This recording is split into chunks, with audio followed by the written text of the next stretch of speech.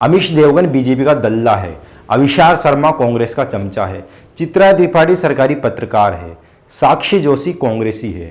इसी तरह सुधीर चौधरी, रूबिया लियाकत, अर्नब गोस्वामी, रवीश कुमार, अजीत अंजुम, संदीप चौधरी और इनके अलावा और भी कई पत्रकार हैं जिन पर इसी तरह के आरोप लोग लगाते रहे हैं। आज टीवी पर जिस तरह की न्यूज़ दिखाई जाती है उसे देखकर तो कोई भी आसानी से अंदाजा लगा सकता है कि अब पत्रकार निष्पक्ष नहीं रहे।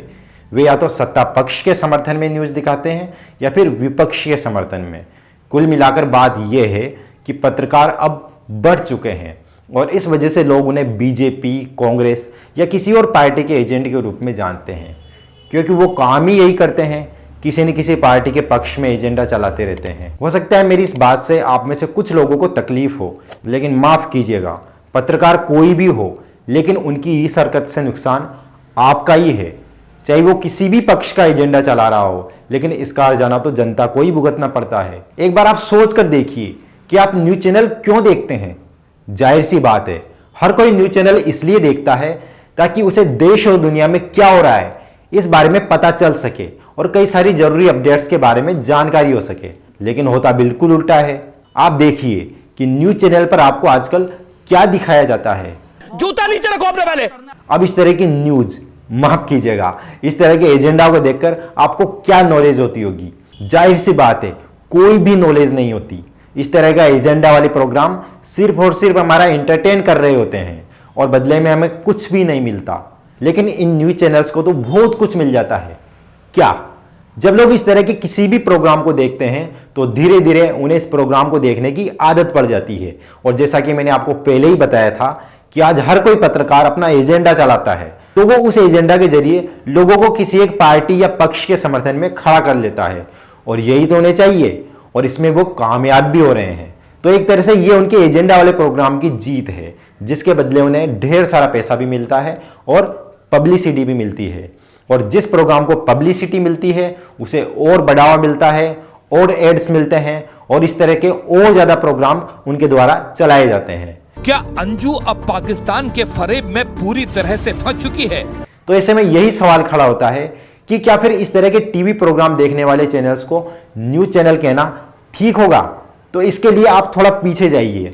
15-20 साल पहले अधिकतर लोग टीवी पर सिर्फ एक ही चैनल देखते थे, दूरदर्शन।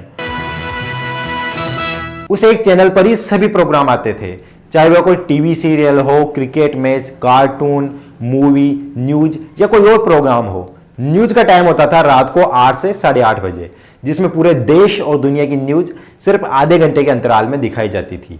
उस आधे घंटे में आपको पूरी दुनिया की करीब 30 से 50 खबरें मिल जाया करती थी, जिसमें देश दुनिया के मौसम, कला संस्कृति, प्राकृतिक आपदाएं, मनोरंजन, बॉलीवुड, स्पोर्ट्स और राजनीति, इन सबसे जुड़ी खबरें आपको दिखाई जाती थी, वो भी सिर्फ आधे घंटे में।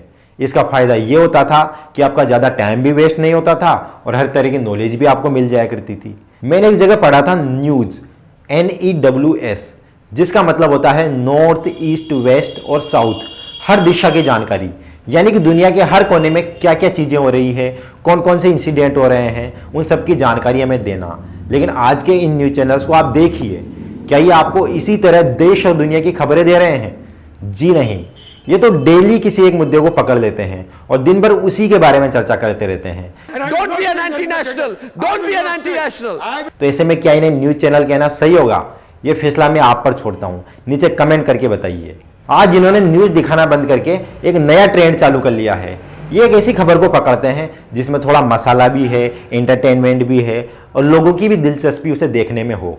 और फिर वे इस खबर को तब तक नहीं छोड़ते जब तक कि उन्हें इसी तरह की कोई दूसरी खबर नहीं मिल जाती। इस तरह की खबरों में कोई ना कोई विवाद जरूर जुड़ा होता है और ऊपर से ये अपना एजेंडा भी इन खबरों के साथ जोड़ देते हैं, जिनमें से अधिकतर खबरें पॉलिटिक्स से जुड़ी हुई होती है, क्योंकि इस तरह की खबरों के साथ इन्हें अपने एजेंडा चलाने में आसानी भी होती है और इससे इनके आका भी खुश हो जाते हैं। अब आका का मतलब तो आप समझ ही गए होंगे। तो ऐसे में यही सवाल माइंड में आता है कि फिर तो इन न्यूज चैनल्स को देखने का कोई मतलब नहीं है। तो दोस्तों, ये चीज़ तो आपने खुद ने भी नोटिस की होगी कि उनके प्रोग्राम इसी तरह के होते हैं कि एक फालतू का मुद्दा डिसाइड कर लेते हैं और दिन भर उसी पर डिबेट करते हैं, जिसमें 4-5 गेस्ट को ही बुला लेते हैं जो आपस में लड़ाई करते हैं और लड़वाने का काम एंकर यानी पत्रकार करता है। खबरदार, अब बहुत हो गया। इलियास शरफुद्दीन, खड़े होकर फौरन यहाँ से चले जाइए। देखिए, डिबेट प्रोग्राम करना गलत नहीं है, मैं इन्हें पूरी तरह गलत नहीं मानता, लेकिन इस तरह के मुद्दों पर जब इन न्यूज चैनल्स के प्रोग्राम होते हैं तो सवाल तो खड़े होंगे ही। क्या आपको पता है दुनिया में डेली कोई ना कोई प्राकृतिक आपदा आ रही है, जिनमें बाढ़, भूकंप, चक्रवाती तूफान, भूस्खलन, हिमस्खलन, इस तरह की घटनाएं तेजी से बढ़ रही है, जिससे हमारी धरती का जीवन संकट में है। लेकिन क्या आपने कभी इन न्यूज चैनल्स पर इस तरह के टॉपिक्स पर डिबेट होती देखी? नहीं। क्या आपको पता है हमारे देश की शिक्षा की गुणवत्ता गिरती जा रही है? खराब हेल्थ केयर सिस्टम के कारण रोज कई लोग मर जाते हैं। आज लगभग हर चीज में मिलावट है। भ्रष्टाचार बहुत बड़ी बीमारी बन चुका है। प्रदूषण बेकाबू हो रहा है।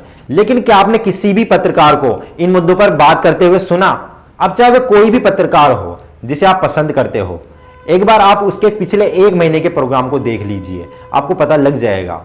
वे सिर्फ अपना एजेंडा चला रहे हैं, वो इन महत्वपूर्ण मुद्दों को इंपॉर्टेंस नहीं देते, क्योंकि उन्हें भी पता है कि इनके जरिए वे अपना एजेंडा नहीं चला सकते। इस वजह से सब अपने अपने एजेंडे पर लगे पड़े हैं, कोई इस पक्ष तो कोई उस पक्ष।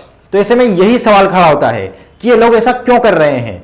तो इसका सीधा सा जवाब है कि लोग इसी तरह के मुद्दों को देखना पसंद करते हैं। तो जब आप लोगों को ही इस तरह के वीडियो देखना पसंद है, तो फिर इन पत्रकारों से तो क्या ही उम्मीद करें कि वो किसी नॉलेजेबल टॉपिक पर आपको न्यूज़ दिखाएंगे। सही मायने में इसके सबसे बड़े कसूरवार हम लोग ही हैं, जो खुद ऐसे एजेंडा वाले वीडियो को ही देखना पसंद करते हैं।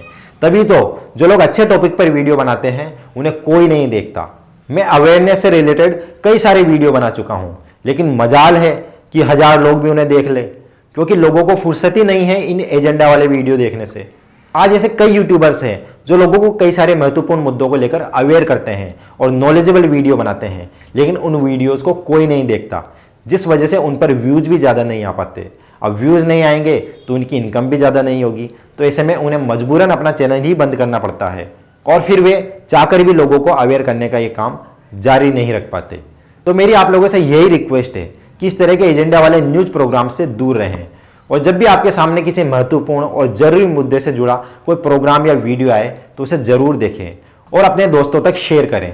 जब तक हम अपने में ये बदलाव नहीं करेंगे तब तक ये लोग अपना एजेंडा जारी रखेंगे। और जिस दिन से हमने अच्छे वीडियो देखना शुरू कर दिया, उन्हें फेसबुक, व्हाट्सएप हर जगह शेयर करना स्टार्ट कर दिया, तो इन पत्रकारों की अक्ल ठिकाने आ जाएगी। और फिर वो दिन दूर नहीं जब इन पत्रकारों को भी नॉलेजेबल कंटेंट बनाने पर मजबूर होना पड़ेगा, और यही हमारी जीत होगी। दोस्तों, मैंने अपने चैनल पर आपके जीवन से जुड़े कई जरूरी मुद्दों पर वीडियोस बनाए हुए हैं। अगर आप चाहें तो इन वीडियोस को देख सकते हैं और अपने दोस्तों तक भी शेयर कर सकते हैं। इस वीडियो को एंड तक देखने के लिए आपका धन्यवाद।